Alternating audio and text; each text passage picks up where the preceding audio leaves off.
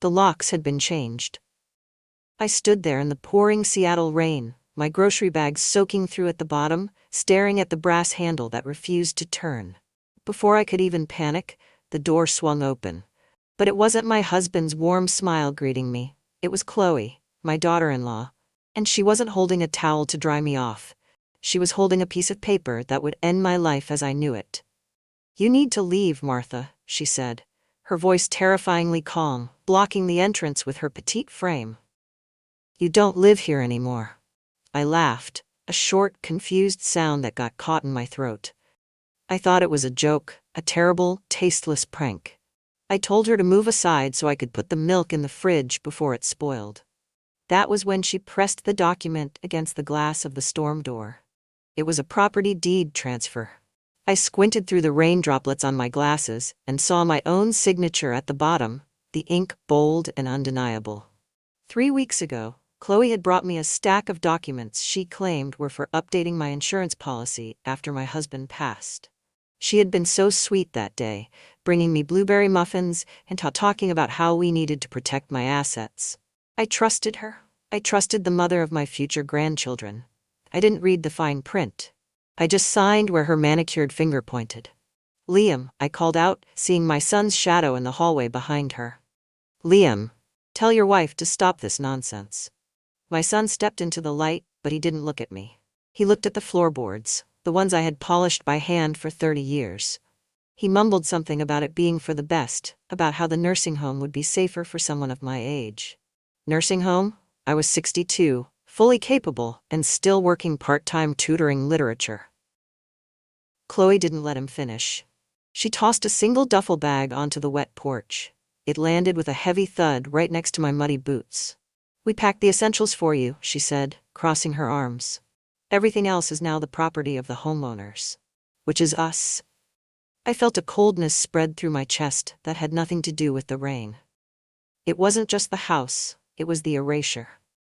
In the span of 5 minutes, I had gone from a respected homeowner and mother to a trespasser on my own front porch. The realization hit me harder than a physical blow. My son was in there, standing in the warmth I had built for him, while watching his wife lock his mother out in the cold. I didn't scream. I didn't pound on the door. A strange, icy dignity took over me. I picked up the duffel bag, which felt lighter than it should have been for a lifetime's worth of memories. I looked Chloe in the eye, ignoring the smirk playing on her lips, and then I looked at my son, who still refused to meet my gaze. "I hope you both sleep well tonight," I said softly, my voice barely audible over the sound of the rain. Chloe slammed the door. The sound of the deadbolt sliding home echoed like a gunshot in the quiet suburban street. I turned around, shivering, clutching the wet handle of the bag, and walked down the driveway of the house I had paid for, knowing I had absolutely nowhere to go. I drove my old sedan to a cheap motel on the outskirts of town, the kind of place where the neon sign flickered and the carpet smelled of stale cigarettes and regret. Sitting on the lumpy mattress, staring at the peeling wallpaper, I couldn't stop my mind from rewinding to that night 3 weeks ago. The night I signed my life away over a roast chicken dinner. It had been a Tuesday. Chloe had insisted on cooking. The house had smelled of rosemary and garlic, a scent that usually made me feel safe. We were sitting at the dining table, the same oak table my late husband had refinished with his own hands. Chloe was being unusually attentive, refilling my water glass, asking about my book club, smiling that tight, polished smile that never quite reached her eyes. "Martha," she had started, wiping her mouth delicately with a napkin, "Liam and I have been so worried about the estate taxes. You know how the government is. If something happens, God forbid, they could take nearly 40% of this house." I had frozen, my fork hovering halfway to my mouth. 40%? That sounded impossible, but Chloe spoke with such authority. She pulled a thick stack of papers from her bag, placing them next to the gravy boat. "This is a trust transfer," she explained, tapping the paper with a manicured fingernail. "It just puts the house in a protected status. You still own it, of course, but on paper it's secure from the taxman. It's just a formality." I looked at Liam. He was pushing peas around his plate, avoiding my eyes. "Liam," I asked, "is this necessary? He finally looked up, his expression pained, like a child caught doing something wrong but too afraid to stop. Mom, just sign it. Chloe knows about these things. We just want to make sure you're safe. Safe. That was the word that broke me. I wanted to be safe. I wanted to believe them. I put on my reading glasses, but the text was dense, full of legal jargon I didn't understand. Chloe handed me a pen, uncapping it for me. Just sign at the tabs, Martha. We don't want to ruin dessert with paperwork, she said, her voice sugary sweet. I started signing. Page after page. My hand was trembling slightly, not from age, but from a gut feeling I chose to ignore. On the very last page, I reached for my coffee mug to take a sip. My nerves making me clumsy. My hand jerked, and brown liquid sloshed over the rim, splashing onto the bottom corner of the document. Oh, I gasped, grabbing a napkin to dab at the wet spot. I'm so clumsy. For a split second, Chloe's mask slipped, her eyes flashed with pure, unadulterated rage. Watch it, she snapped, snatching the paper away. Then, just as quickly, the mask returned. She smiled, though it was strained. It's fine, Martha. It's just the witness page. The signature block is still clear. That's all that matters. I watched the brown stains seep into the heavy paper fibers, marking the corner permanently. I apologized again, feeling foolish. I signed that damp page, trusting them with everything I had. Now, sitting in this cold motel room, I realized that stain was the only honest thing about that night. It was messy and ugly, just like the truth I had refused to see. I curled up on the bed, clutching my purse to my chest, and finally let the tears come. I had bought their lie, and the price was my home. The morning light filtering through the thin motel curtains didn't bring hope, it brought a harsh, blinding reality. My stomach grumbled. A painful reminder that I hadn't eaten since yesterday's lunch, but my wallet felt terrifyingly light. I washed my face with cold water, trying to scrub away the exhaustion, and drove straight to the bank. I needed cash. I needed a plan. I walked into the branch I had been visiting for over 20 years. Mrs. Higgins, the branch manager who knew my grandchildren's birthdays, waved at me from her desk. I felt a momentary wave of relief. Surely, this was a place where I still mattered. I'd like to make a withdrawal, please, I told the teller, sliding my debit card across the counter. Just enough for a deposit on a rental apartment. The teller typed for a moment, then frowned. She typed again, harder this time. Mrs. Gable? There seems to be a flag on your account. A flag? I asked, my pulse quickening. What kind of flag? Mrs. Higgins stepped over, her face grave. She invited me into her office and closed the door. Martha, I received a digital notification early this morning. Your accounts have been consolidated into the new family trust. The primary trustee has put a temporary freeze on all individual withdrawals pending a financial restructuring. My hands started to shake in my lap. Primary trustee? You mean Chloe? Mrs. Higgins nodded slowly, looking at me with pity that felt like a slap. The documents filed yesterday grant her full power of attorney over your assets. You signed over executive control, Martha. Technically, you need her counter-signature to withdraw anything over $50. $50. My life savings, the money my husband and I had scrimped for, the rainy day fund, all of it was locked behind a gate, and Chloe held the only key. I tried to argue, to scream that I had been tricked, but Mrs. Higgins just apologized quietly, saying her hands were tied by the paperwork. I walked out of the bank feeling like a ghost. I sat in my car in the parking lot and called Liam. It went straight to voicemail. I called again and again. On the fourth try, I got a text message. Mom, please stop. Chloe says you're acting unstable. We're doing this for your own good. Give it time. Unstable. The word tasted like ash. I drove aimlessly for an hour, and inevitably, I found myself turning onto my old street. I knew I shouldn't, but I had to see it. I parked 2 houses down, shrinking behind the steering wheel. A white contractor van was already parked in the driveway. Men in work boots were hauling things out to a dumpster they had placed on the lawn. My lawn. I squinted and gasped. They were throwing out my garden trellis. The one with the climbing roses I had nurtured for 10 years. Then, the front door opened. Chloe stepped out, wearing a bright yellow sundress, looking like the queen of the suburbs. She pointed at my rose bushes and made a slashing motion with her hand to the workers. She was erasing me. She wasn't just taking the house, she was scrubbing every trace of my existence from the earth. I gripped the steering wheel until my knuckles turned white. realizing that to her, I wasn't family. I was just an obstacle she had finally removed. I couldn't just sit in the car and watch. A surge of adrenaline, fueled by indignation, pushed me out into the drizzle. I marched up the driveway, my shoes splashing in the puddles, past the dumpster filled with my life's accumulation. "Chloe," I shouted, my voice cracking but loud. "What do you think you are doing? And why can't I access my own money?" Chloe stopped directing the workers. She turned slowly, her face devoid of the frantic energy she usually displayed. Instead, she looked bored. She waved the workers away, signaling them to take a break. They shuffled off, casting awkward glances at the crazy old woman yelling on the lawn. "You're making a scene, Martha," she said, crossing her arms over her chest. "This is exactly why we had to take control. You're becoming irrational." "Irrational?" I stepped closer, trembling. "I am not irrational. I am a retired teacher. I pay my bills. I have never missed a payment in 40 years. You stole my house, and now you've stolen my savings." "I didn't steal anything," she replied, her voice dropping to a hiss. "We are protecting the assets. You're 62. You're forgetting things. You spill coffee, you lose keys. Liam and I decided it was time to step in before you squandered everything on whatever it is old people waste money on." I looked past her shoulder to the front porch. Liam was standing there, half hidden behind a pillar. He looked like a ghost of the little boy I used to carry on my hip. "Liam," I pleaded, holding out my hands. "Look at me. Do you really believe I'm incompetent?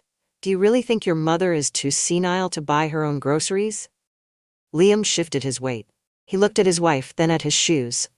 "Mom, please," he mumbled, his voice weak. It's legal. Chloe says it's legal. Just go back to the motel. We'll send you an allowance next week." An allowance. The word hit me harder than a slap. I had raised him. I had paid for his college. I had nursed him through fevers and heartbreaks. And now he was reducing me to a child, begging for pocket money. Chloe stepped between us, blocking my view of my son. "You heard him," she said, a cruel smirk touching her lips. "You're scaring the neighbors. Go away, Martha, before I call the police and have you removed for trespassing." Trespassing? At my own home. Something inside me snapped, but it wasn't a violent snap. It was the sound of a cord being cut. The cord that tied me to this place, to these people. The hope that this was all a misunderstanding died right there on the wet pavement. I didn't scream. I didn't beg anymore. I straightened my spine, pulling my coat tighter around myself. I looked at Chloe, then at the cowering figure of my son. "You may have the house," I said quietly, "but you have lost something you can never buy back." I turned and walked away. I walked past the dumpster, past the uprooted rose bushes, and back to my old car. I felt smaller than I ever had in my life, stripped of my home, my money, and my family. I was technically alive, but as I started the engine, I felt as though I had ceased to exist. I found a room in a converted garage on the wrong side of town. It was the only thing I could afford with the cash I had in my purse. The walls were paper thin, and the air smelled permanently of damp carpet and someone else's cooking. For 3 days, I sat on the single sagging mattress, staring at a water stain on the ceiling that looked vaguely like a frowning face. I was going through my wallet, counting quarters to see if I could afford a sandwich, when a small, bent card fell out from behind my driver's license. It was cream-colored, yellowed at the edges. Arthur Miller, attorney at law. My husband's old friend. I hadn't seen him since the funeral. I remembered him as a man who laughed loudly and wore mismatched socks. I hesitated. I had no money to pay a lawyer, and the shame of my situation felt like a heavy coat I couldn't take off. But looking at that water stain, I realized I had nothing left to lose. We met at a small, greasy spoon diner halfway between my new home and the city. I arrived 20 minutes early, clutching a plastic folder containing the few crumpled photocopies of the documents I had managed to salvage before being kicked out. I smoothed my hair, trying to look like the woman I used to be, not the refugee I had become. When Arthur walked in, he didn't look like a high-powered legal shark. He looked like a grandfather. He was wearing a corduroy jacket with patches on the elbows and shaking a wet umbrella. He spotted me and his face lit up, not with pity but with genuine recognition. "Martha," he exclaimed, ignoring my outstretched hand to pull me into a gentle, awkward hug. "It's been too long. You look like you need a slice of pie." We sat down. He ordered black coffee and cherry pie for both of us without asking. For the first 10 minutes, he didn't let me talk about the case. He asked about my garden, about the books I was reading. He treated me like a human being, not a case number or a senile old woman. When I finally pushed the folder toward him, my hands were shaking. "Arthur, I don't have a retainer," I whispered. "I don't even have a house." He waved a hand dismissively. "Martha, I'm retired. I spend my days arguing with squirrels in the park. This gives me an excuse to use my brain again. Besides, Frank was my best friend. If I don't help you, his ghost will haunt my golf game." He opened the folder. As he put on his reading glasses, he winced slightly and rubbed his lower back. "Are you okay?" I asked, worried. He chuckled, a warm, raspy sound. "Oh, I'm fine. It's just the rain. My lower back is more accurate than the entire meteorological department. If it throbs on the left, it's a drizzle. On the right, it's a storm. Today it's screaming on both sides, so I'd say we're in for a heavy one." I laughed. It was the first time I had laughed in weeks. It felt strange, foreign, but wonderful. Arthur looked over the papers, his smile fading into a look of intense concentration. He didn't promise miracles. He didn't say he could snap his fingers and fix it. But he looked me in the eye and said, "I believe you, Martha. And I don't like bullies." For the first time since that door slammed in my face, I didn't feel alone. There was a light at the end of the tunnel, faint and flickering, but it was there. Arthur's home office was a chaotic sanctuary of dusty books and stacks of yellow legal pads. For the past week, he had been poring over the copies of the documents I had salvaged. Every day I would come over, brew a pot of coffee, and watch him read with a magnifying glass, hoping for a miracle. Every day he would take off his glasses, rub the bridge of his nose, and sigh. "It's tight, Martha," he said on the 5th day, tossing a page onto the desk. "Evil. Absolutely morally bankrupt, but legally tight. She has the power of attorney, she has the deed transfer, and she has your signature on all of it." My heart sank. I stared at the rain streaking against the window pane. "So that's it?" I asked, my voice trembling. "They win? I lose everything because I trusted my son?" Arthur didn't answer immediately. He picked up the very last page of the document bundle, the one with the faint, brown coffee stain in the corner. He held it up to the light, squinting. "Tell me again about this page," he murmured, more to himself than to me. "I spilled coffee on it," I repeated for the 100th time. Chloe was furious. She snatched it away, said it was the witness page. Arthur nodded slowly. He tapped the signature line at the bottom. "Witnessed by Alice Gable. Dated October 15th. He looked up at me, his bushy eyebrows knitting together. "Alice Gable. Wasn't she your neighbor? The one who used to bake those lemon tarts?" I smiled sadly at the memory. "Yes. Dear Alice. She was my best friend for 30 years. Arthur leaned forward, his eyes suddenly sharp, losing all their sleepiness. "And didn't you tell me at the funeral? Didn't you say she passed away quite suddenly?" I nodded, wiping a tear from my cheek. "It was a stroke. We were all devastated." "Martha," Arthur said, his voice dropping to a whisper, an intensity vibrating in his tone. "Think carefully. What date did Alice die?" I didn't have to think. That date was burned into my memory, right alongside the date of my husband's death. "She died on the 12th, I said softly. "The funeral was on the 14th. I remember because it rained all day." Arthur looked down at the paper, then back at me. A slow, incredulous smile began to spread across his face. He turned the document around so I could see it. He pointed to the date scrawled next to Alice's signature, the signature that looked a little too shaky, a little too forced. "Look at the date, Martha," he said. I squinted. October 15th, my breath caught in my throat. I looked at Arthur, my eyes wide. "But, that's impossible," I stammered. "Alice was already gone. We had already buried her." "Exactly," Arthur said, slamming his hand on the desk in triumph. "Unless Alice Gable came back from the grave, specifically to help your daughter-in-law steal your house, this signature is a forgery. And not just a forgery. It's a stupid, arrogant forgery." He stood up, grabbing his coat.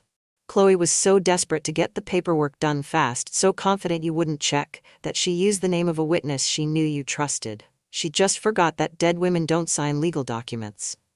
For the first time in weeks, the knot of anxiety in my chest loosened. It wasn't over. The ghost of my best friend was about to save me. We didn't waste a second. The very next morning, Arthur drove us to the county clerk's office. The building was old, smelling of floor wax and bureaucracy, but to me, it felt like the most important place on earth. We waited in line for 20 minutes, Arthur tapping his foot rhythmically, his eyes scanning the crowd as if protecting a state secret. When we finally reached the counter, he requested a certified copy of Alice Gable's death certificate. The clerk, a tired-looking woman with reading glasses on a chain, printed the document and stamped it with the heavy, satisfying thud of the official seal. Arthur took the document with reverence. We walked over to a quiet corner of the lobby. He placed the death certificate on a wooden bench and laid the photocopy of the deed transfer right next to it. "There it is," he whispered, his finger tracing the line. The death certificate was unequivocal. Date of death, October 12th. Time, 4:15 p.m. He moved his finger to the deed. Date of witness signature, October 15th. 3 days, I breathed out, the reality of it settling in my bones. She had been gone for 3 days.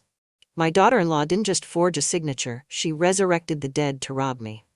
"This is a felony, Martha," Arthur said, his voice low and hard. "This isn't just a civil dispute anymore. This is fraud. Intentional, malicious fraud. With this paper, we don't just get your house back, we put her in handcuffs." We left the records office and drove to the cemetery on the hill. It felt necessary. I needed to thank her. The rain had finally stopped, leaving the grass vibrant and green. I stood in front of Alice's fresh grave, the dirt still mounded high, a simple temporary marker bearing her name. I placed a small bouquet of grocery store daisies on the soil. Alice had always hated expensive roses. She said they were pretentious. "Thank you, Alice," I whispered, touching the cold marker. "You were always there to bail me out of trouble when we were young. I never thought you'd be saving me one last time from the other side." Arthur stood a few paces back, giving me privacy, his head bowed in respect. When I turned back to him, he wasn't smiling.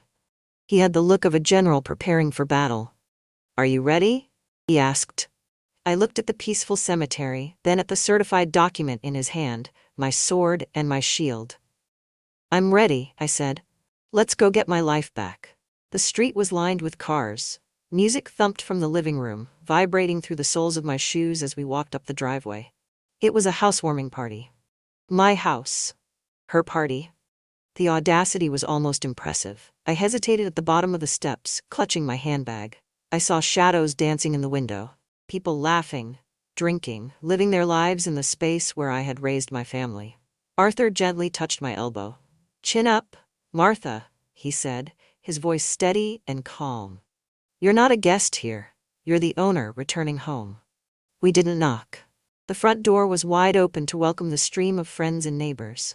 We stepped into the foyer. The smell of expensive catering and perfume hung heavy in the air. A few people turned to look, their conversations faltering as they recognized me. The old woman who was supposed to be in a nursing home, now standing there in her Sunday best with a stranger in a tweed coat. Chloe was in the center of the living room, holding a crystal flute, holding court like royalty. She spotted us immediately. Her smile vanished, replaced by a look of sheer annoyance. She handed her glass to Liam and marched toward us, her heels clicking aggressively on the hardwood floor. "What are you doing here?" she hissed, stopping inches from my face. "I thought I made myself clear. You are not welcome." "This is a private party." Liam hurried up behind her, looking pale. "Mom, please don't make a scene. Just go. We can talk about this later." Arthur stepped forward, positioning himself slightly in front of me. He didn't raise his voice. He didn't look angry. He looked like a disappointed school principal. "We're not here for the party, Chloe," Arthur said, his voice projecting clearly over the low hum of the music. "We're here for the guest of honor." Chloe scoffed, crossing her arms. "And who might that be?" Arthur reached into his jacket pocket and pulled out a large manila envelope. He slowly extracted 2 documents, the photocopy of the deed and the certified death certificate. "Alice Gable," Arthur announced. The room had gone quiet. The music seemed to fade into the background as curious guests edged closer. "Who?" Chloe asked, her brow furrowing, a flicker of genuine confusion mixed with her arrogance. "The woman who witnessed your deed transfer," Arthur explained, holding the papers up for the nearest guests to see. "According to this document you filed, Mrs. Gable watched Martha sign the house over to you on October 15th. So?" Chloe snapped. "So what?" "So," Arthur continued, his voice dropping an octave, becoming deadly serious. Mrs. Gable died on October 12th, 3 days before she supposedly held the pen. A collective gasp rippled through the room. Liam's face turned the color of ash. He looked at his wife, horror dawning in his eyes. Chloe froze. Her mouth opened, but no sound came out. The color drained from her cheeks, leaving her makeup standing out starkly against her pale skin. Arthur took a step closer, his eyes locking onto hers. Unless you can summon the dead, Chloe, you have committed felony forgery and fraud. And I believe the officers waiting outside would very much like to hear your explanation. The silence that followed was absolute. It wasn't just a party foul, it was the sound of a carefully constructed lie shattering into a million pieces. The spell of silence was broken by the heavy tread of boots on the porch. 2 officers in uniform, accompanied by a detective in a plain suit, stepped into the foyer. They didn't look like they were there for the party. They looked like the final punctuation mark on a very long, very bad sentence. Chloe dropped her glass. It shattered on the floor, shards of crystal scattering near her expensive heels. No, she stammered, backing away until she hit the edge of the sofa. This is a mistake. My mother-in-law is confused. She's senile. She doesn't know what she's saying. The detective didn't even look at me. He walked straight to Chloe, pulling a folded warrant from his pocket. Chloe Miller, you are under arrest for forgery, fraud, and elder abuse. The color didn't just drain from Chloe's face, it seemed to drain from the entire room.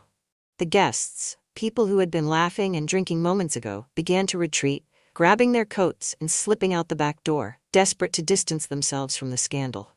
As the officer read Chloe her rights and clicked the handcuffs around her wrists, she started to scream. It wasn't a scream of fear, but of entitlement. Liam, do something. Tell them. This is our house. Liam stood paralyzed. He watched his wife being led toward the door, struggling against the officer's grip, but he didn't move to help her. Instead, he turned to me. His eyes were red, filling with tears. He looked like a frightened child who had broken a vase and was waiting for his mother to fix it. Mom, he choked out, stepping over the broken glass to reach for my hand. Mom, you have to stop this. She's going to jail. Please, just tell them it was a misunderstanding. We can tear up the papers. We can fix this. I looked at my son's hand, the hand I used to hold when we crossed the street. I looked at his face, distorted by panic and cowardice. For 40 years, I had fixed everything for him. I had smoothed over his mistakes, paid his debts, and made excuses for his failures. I pulled my hand away. I can't fix this, Liam, I said, my voice steady but heavy with a sorrow deep enough to drown in. You didn't just sign a paper. You stood by and watched her throw me into the street. You watched strangers throw away your father's garden. You knew. I didn't know she forged the signature. He pleaded, his voice cracking. I swear. But you knew she was stealing my life, I replied softly. And you let her do it because it was easier than standing up to her. The detective signaled to the officer holding Chloe.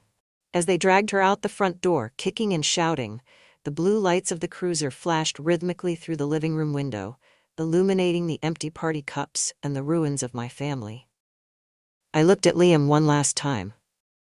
You need to leave, Liam. Don't call me until you found the man you were supposed to be. He opened his mouth to argue, but seeing the resolve in my eyes, he slumped his shoulders. He turned and walked out into the night, trailing behind the police car, leaving me standing alone in the center of the silent, empty house. The salt air here is different from the rain in Seattle. It doesn't soak into your bones and make you ache. It sits on your skin like a warm promise. I stood on the small balcony of my second-floor apartment, watering a pot of bright pink bougainvillea. It wasn't the sprawling rose garden I had spent decades tending, but it was vibrant, it was alive, and most importantly, it was mine. 6 months had passed since the night the police lights flashed in my driveway. The legal battle had been swift. With the undeniable proof Arthur had uncovered, Chloe accepted a plea deal to avoid a lengthy prison sentence, though she would carry a felony record for the rest of her life. Liam had called a few times, leaving voicemail messages that sounded less like apologies and more like excuses. I hadn't called him back yet. I would, eventually. But healing is a slow process, and I was no longer in the business of rushing for anyone else's sake. I sold the big house 3 months ago. I thought it would break my heart to hand over the keys, but as I drove away, I felt lighter than air. That house had become a museum of memories, some good, some painful.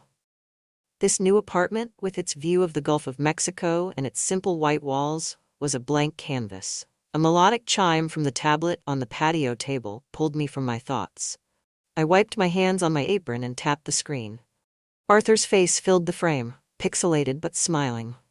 He was wearing a ridiculous straw hat and holding up a suitcase. "I hope you're ready for a house guest," he said, his eyes twinkling. I managed to fit my entire fishing gear collection into one bag. I'm pretty sure that defies the laws of physics. I laughed, a sound that came easily now.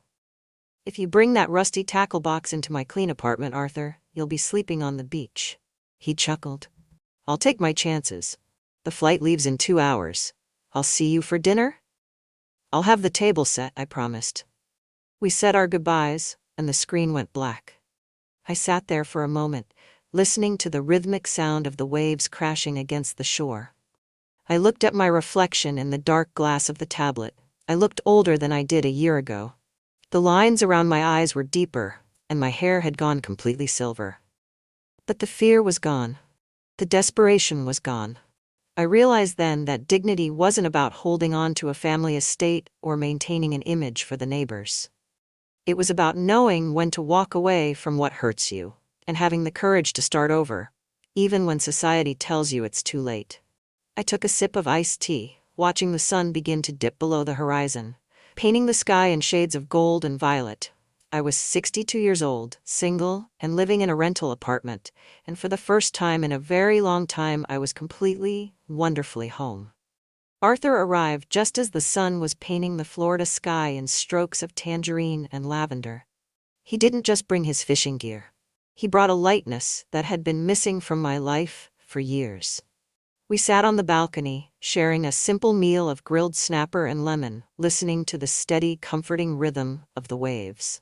I looked at him, laughing as he struggled to peel a shrimp, and my mind drifted briefly back to Seattle.